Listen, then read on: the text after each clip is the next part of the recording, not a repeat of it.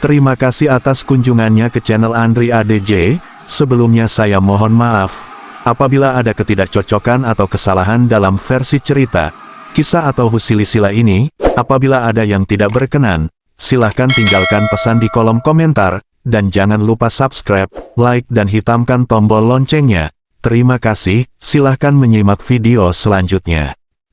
Prabu Siliwangi secara total memiliki keturunan yang berjumlah banyak, namun yang begitu menonjol ada 3 orang. Di antara ketiga keturunan dari Prabu Siliwangi adalah Pangeran Walangsungsang, Dewi Rara Santang dan Raden Kian Santang. Dari ketiga keturunan dari Prabu Siliwangi yang populer di masyarakat ini, terdapat kisah yang menceritakan bagaimana perjalanan seorang Dewi Rara Santang yang menjadi ibu dari raja-raja besar di Nusantara. Dikutip bondowosonetwork.com dari akun YouTube Wahana Cerita, berikut ini kisah bagaimana Dewi Rara Santang menjadi seorang ibu dari raja-raja besar di Nusantara. Dewi Rara Santang lahir pada sekitar tahun 1427 M. Ia merupakan anak kedua Prabu Siliwangi, seorang raja kerajaan Pajajaran dari istrinya yang bernama Ratu Subanglarang. Dari kecil Dewi Rara Santang sudah memeluk agama Islam mengikuti agama dari ibundanya yaitu Ratu Subanglarang. Masa kanak-kanak Dewi Rara Santang dihabiskan di Istana Galukawali. Akan tetapi setelah ayahnya diangkat menjadi raja seluruh tanah Sunda, ia kemudian hijrah ke istana baru yaitu Kerajaan Pajajaran di Pakuan. Istana baru tersebut dikenal dalam sejarah dengan nama Istana Sang Bima Narayan. Seperti kabar yang beredar, pada masa kelahiran Dewi Rara Santang, Sang Prabu Siliwangi bersabda yang disertai gemuruh, guntur dan badai. Dalam sabdanya Prabu Siliwangi mengatakan, "Kelak putri keduaku ini akan menjadi ibunda dari berbagai raja-raja besar di Nusantara. Dengan itu aku beri nama dia Rara Santang." Setelah kewafatan ibundanya, Dewi Rara Santang memilih keluar istana bersama kakak kandungnya, Pangeran Walangsungsang. Selama dalam pengembaraan, Pangeran Walangsungsang mengganti namanya sebagai Cakrabuana untuk menutupi identitasnya dalam mengembara. Menutupi identitasnya selama pengembaraan dari tempat satu ke tempat lainnya guna belajar agama Islam. Pada sekitar tahun 1443 Dewi Rara Santang kemudian menjalankan ibadah haji bersama kakaknya ke Tanah Suci. Dikisahkan bahwa di negeri Bani Israel, istri Sultan Hud meninggal dunia. Tidak lama kemudian, Sultan pun mengirim utusan ke seluruh pelosok negeri untuk mencari penggantinya. Mencari seorang putri yang kecantikannya setara dengan istrinya yang telah meninggal dunia. Karena kesungguhan utusannya dalam melakukan pencarian, akhirnya mereka berjumpa dengan kakak beradik yang tengah menunaikan ibadah haji dari negeri Pajajaran. Ya, mereka adalah Pangeran Cakrabuana dan adiknya Dewi Rara Santang, yang konon kecantikannya mirip bahkan melebihi mendiang istri Sultan Hud yang telah tiada. Utusan itu kemudian menanyakan tentang asal-usul dari keduanya, dan apa hubungan di antara keduanya. Setelah Pangeran Cakrabuana memberikan jawaban bahwa mereka berdua merupakan kakak beradik, maka gembiralah sang utusan tersebut. Sehingga kemudian sang utusan membawa keduanya kepada tuannya untuk dipertemukan dengan Sultan Hud. Sang Sultan kemudian memohon agar Pangeran Cakrabuana mengizinkan adiknya untuk dinikahi olehnya. Namun, Pangeran Cakrabuana menyerahkan keputusan itu sepenuhnya kepada adiknya apakah mau apa tidak dinikahi oleh Sultan Hud.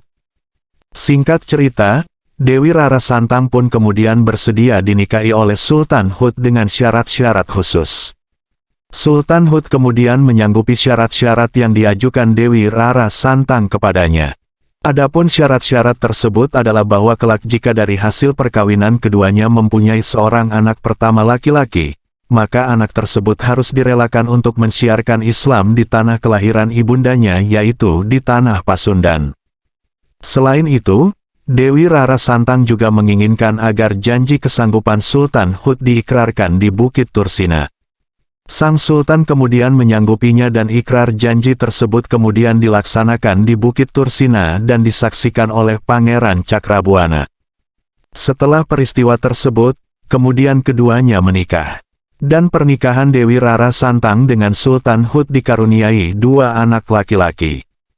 Anak pertama diberi nama Syarif Hidayatullah, Sunan Gunung Jati, yang belakangan menjadi raja di Cirebon. Sementara anak keduanya diberi nama Syarif Nurullah. Di masa tuanya, selepas suaminya Sultan Hud wafat, Dewi Rara Santang dijemput anaknya Syarif Hidayatullah untuk diajak pulang ke Cirebon. Dewi Rara Santang pun wafat dan kemudian dimakamkan di daerah tersebut. Sunan Gunung Jati terlahir dari rahim Nyai Mas Rara Santang atau Syarifah Mudaim. Sunan Gunung Jati memiliki nama asli yaitu Syarif Hidayatullah dari ibu Nyai Mas Rara Santang dan ayahnya yaitu Syarif Hud. Nyai Mas Rara Santang melahirkan anak kembar yaitu Sunan Gunung Jati atau Syarif Hidayatullah dan saudara kembar yang bernama Syarif Nurullah. Nyai Mas Rara Santang sendiri adalah putri dari Prabu Siliwangi dari ibu Nyai Subang Larang. Nyai Mas Rara Santang lahir pada sekitar tahun 1427 Masehi. Dia merupakan anak kedua dari Prabu Siliwangi. Nyai Mas Rara Santang dari kecil beliau sudah memeluk agama Islam mengikuti agama ibundanya. Meskipun pada waktu itu ayahnya Prabu Siliwangi dan saudara-saudara tirinya Surawisesa masih memeluk agama Buddha. Pada masa kelahiran Nyai Mas Rara Santang, Sang Prabu Siliwangi yang mendapatkan wangsit dari alam gaib, memberikan sabdanya. Putri keduaku ini akan menjadi ibunda dari berbagai raja-raja besar di Nusantara. Dengan itu aku beri nama dia Rara Santang, ucap Prabu Siliwangi memberikan sabdanya.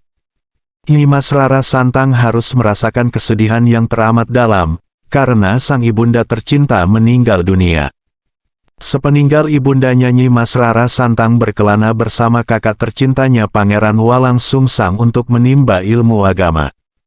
Nyai Mas Rara Santang dan Pangeran Walang Sungsang berguru pada seorang ulama besar yaitu Syekh Zatul Kahfi di Gunung Jati. 3 tahun lamanya dua kakak beradik ini menuntut ilmu di pondokan Syekh Zatul Kahfi.